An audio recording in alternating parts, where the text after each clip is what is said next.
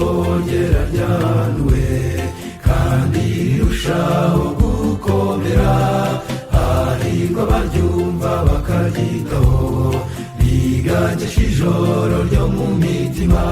Ibyanditswe byera byahumetswe n'Imana kandi bigira umumaro kwigisha umuntu no kumwemeza ibyaha bye no kumutunganya no kumuhanira gukiranuka, kugira ngo umuntu w'Imana abashyitse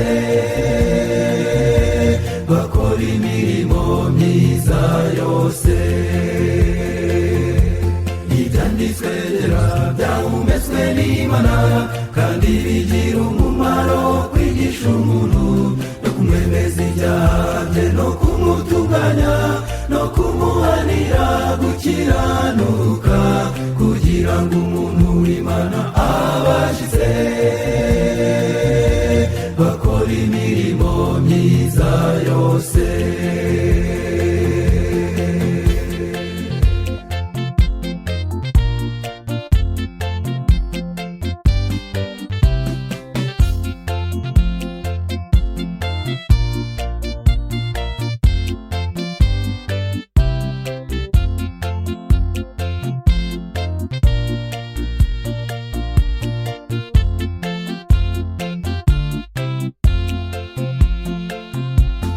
Bibiliya igitabo gitangaje mucyo ukuri ku batuye isi, nicyo gitabo cyanditswe n'abantu bari bashorewe n'Umwuka wera.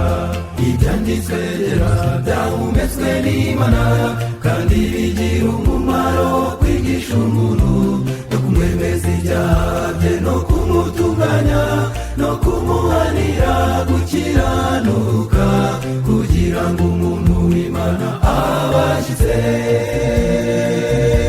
bakora imirimo myiza yose. Ibyanditswe byera byahumetswe n'Imana kandi bigira umumaro kwigisha umuntu no kumwemeza ibyaha bye no kumutunganya no kumuhanira gukiranuka, kugira ngo umuntu w'Imana abashyitse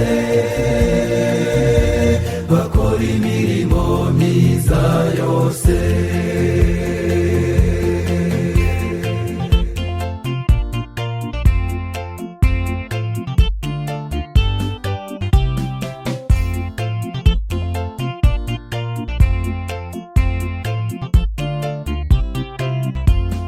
Soma ibyanditswe byera kandi usenga, bizakwereka inzira y'ukuri, ariyo nzira Yesu yanyuzemo, nibwo uzabona ubugingo bw'iteka.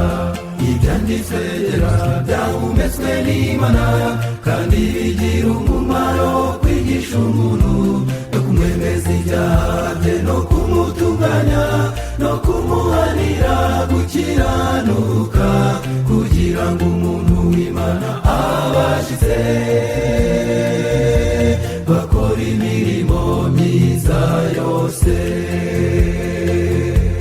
Ibyanditswe byera byahumetswe n'Imana kandi bigira umumaro kwigisha umuntu no kumwemeza ibyaha bye no kumutunganya no kumuhanira gukiranuka, kugira ngo umuntu w'Imana abashyitse bakora imirimo myiza yose. Ibyanditswe byera byahumetswe n'Imana kandi bigira